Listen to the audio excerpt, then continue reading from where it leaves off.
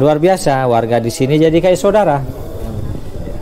Tahun lalu absen COVID aja rasanya ada yang lain gitu ya. Jadi alhamdulillah tahun ini bisa balik lagi berkunjung.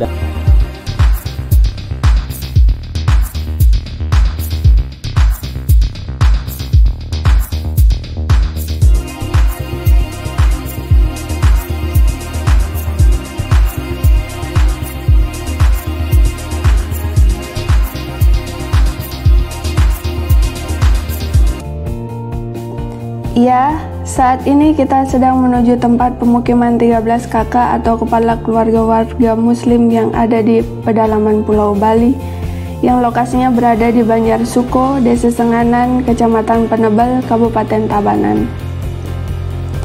Jalanan dipenuhi nuansa teduh kawasan pedesaan yang asri yang jaraknya dari Denpasar sekitar 50 km. Jalur ini merupakan salah satu jalur favorit di Bali bagi mereka yang suka olahraga bersepeda alias goes. Jalanan yang berkelok naik turun dengan pemandangan asri suasana pedesaan yang tenang tentu merupakan daya tarik tersendiri bagi mereka yang suka berpetualang di alam pedesaan. Tempat pemukiman 13 kakak warga muslim itu ternyata tidak jauh lokasinya dari resort wisata persawahan terasering, yaitu Jatiluwih, sebuah resort wisata alam yang banyak dikunjungi turis dari dalam maupun luar negeri. Sebelum wisatawan masuk ke Jatiluwih, tentulah akan melewati lokasi tempat tinggal warga muslim di sana, yang merupakan keturunan campuran antara orang lelaki Bugis dan wanita Bali. Dan mereka pun telah mendiami kawasan itu selama ratusan tahun. Bahasa percakapan sehari-hari yang mereka gunakan di antara warga muslim di situ adalah bahasa Bali, dan masakan sehari-hari yang mereka buat pun adalah masakan khas Bali yang nyaris tidak berbeda dengan masakan tradisional saudara-saudara mereka yang beragama Hindu. Sampailah kita sekarang di Banjarsuko, Desa Senganan, tempat 13 kakak warga muslim yang telah mendiami kawasan ini selama ratusan tahun, dan di hadapan kita ada sebuah masjid kecil yang menyatu dengan pemukiman warga muslim di sini.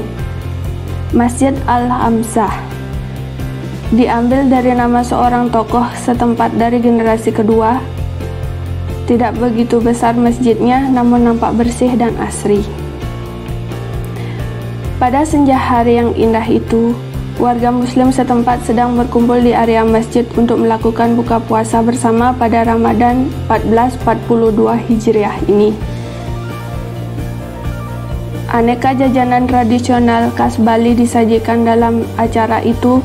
Tidak ketinggalan juga masakan khas Bali yang fenomenal, yaitu ayam betutu dan sambal bongkot, mewarnai hidangan untuk buka puasa bersama. Acara ngumpul bareng komunitas kecil warga muslim di sini dihadiri oleh anak-anak, para remaja hingga mereka yang sudah sepuh, menyatu dalam suasana riang untuk berbuka puasa bersama. Di antara yang ikut berbuka adalah David Stanford Sterer, lelaki asal Amerika, pemilik sebuah restoran di resort wisata Kuta. David Sterer berbaur dengan warga muslim setempat yang dengan lahap menikmati masakan ayam betutu dan sambal bongkot.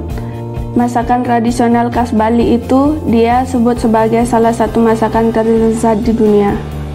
Dia merasa bersyukur karena dalam 10 tahun terakhir di setiap Ramadan bisa silaturahmi dengan warga muslim yang ada di pedalaman Pulau Bali itu. Biasanya dia ditemani oleh beberapa orang mualaf bule dalam mengunjungi warga muslim di Banjarsuko, kecuali pada musim pandemi COVID-19 saat ini yang tentu tidak leluasa untuk bisa beramai-ramai berkunjung ke situ. Luar biasa di Masjid Al-Hamzah Jatiluwih. Alhamdulillah kurang lebih 10 tahun kita berbuka puasa, sholat berjamaah, silaturahmi. Luar biasa, warga di sini jadi kayak saudara.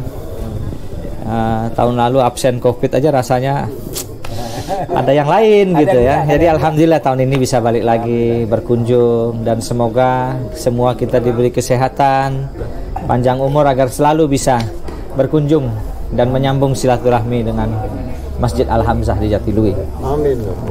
Warga Muslim di Banjar Suko, Desa Senganan, Kecamatan Penebel, Tabanan, awalnya hanya satu orang, yaitu Puang Ahmad, keturunan Bugis yang kemudian menikah dengan wanita Bali sekitar 400 tahun lalu. Dan saat ini yang tinggal di situ adalah generasi ke-9 dan ke-10. Puang Ahmad awalnya diminta oleh Raja Tabanan agar mengamankan kawasan yang rawan begal. Sedangkan dua saudaranya yang lain tinggal di kawasan Angan 3, Petang, Kabupaten Badung, yang sampai saat ini anak-anak keturunan mereka juga berdiam di kawasan itu. Muhsin adalah generasi ke-9 dari leluhurnya yang bernama Puang Ahmad. Muhsin menuturkan asal-usul leluhurnya. Awalnya kalau kata kakek-kakek dulu, katanya dari Bugis 3 orang, suruh ngamankan daerah Angan 3. Yang adiknya yang paling kecil, yang 3 orang itu ke Suko, daerah Suko sini Pak Haji, untuk mengamankan antara daerah Buleleng sama Tabanan. Dulu kan banyak begal. Pertamanya namanya Daeng Ahmad, kalau dulu bilang Puang gitu Pak Haji, kalau di orang yang dituakan. Sampai keturunannya Puang Ordi sama Puang Alhamzah. Anak keturunan campuran Bugis Bali itulah yang selama ratusan tahun telah mendiami kawasan ini. Menurut Muhsin, orang tua dan kakek neneknya dulu belajar mengaji di Angan 3 yang ditempuh seharian dengan berjalan kaki. Maklum lokasinya di kabupaten lain, yaitu Kabupaten Badung. Namun kini anak-anak mereka cukup mengaji di Masjid Al-Amsah saja. Muhsin berharap agar generasi muda di kampungnya dapat melanjutkan merawat masjid yang berusia ratusan tahun itu. Kalau dulu bapak-bapaknya dari sini pagi jalan ke sana, sore kadang-kadang nginep di sana Pak Haji. Belajar ngaji. Harapan saya sebagai orang tua kepada anak-anak, mudah-mudahan di sini ada generasi untuk meneruskan estafet kampung sini. Yang menarik, ternyata warga Muslim di sini diketahui ada hubungan darah juga dengan leluhur Puri Marga Tabanan, yaitu dari Trah Kalangan yang berkasta tinggi di sana, sebagaimana dituturkan oleh Sumarji, seorang penduduk setempat. Pengetahuan kami dari saudara-saudara kami di sini, Pak, itu ceritanya katanya ada saudara yang dari Puri Marga itu kan kebetulan keluarganya dia sakit seperti itu. Menurut kepercayaan beliau, bahwa beliau katanya ada salah satu keluarganya yang menikah dengan saudara-saudara kami, leluhur kami di sini. Beliau mempercayai bahwa ada saudaranya yang menikah dengan saudara kami di sini. Setelah itu kami antarkan dari keluarga beliau itu ke kubur yang ada di sawah, karena dulu kuburnya di sawah sana sebelum pindah ke daerah Suko sini. Itu terlacaknya ya melalui kuburan yang ada di sawah ini, bahwa memang benar keluarga dari Puri Marga ada yang menikah dengan para leluhur kami yang ada di sini. Desa Senganan, tempat 13 kakak warga Muslim itu, memang bertetangga dengan Desa Jatiluwih, sebuah resort wisata persawahan terasering terkemuka di Bali. Jatiluwih tidak semata resort wisata persawahan yang mempesona, namun dia juga merupakan laboratorium hidup, tempat varietas kuno padi unggul Bali masih tetap ditanam untuk dilestarikan hingga saat ini.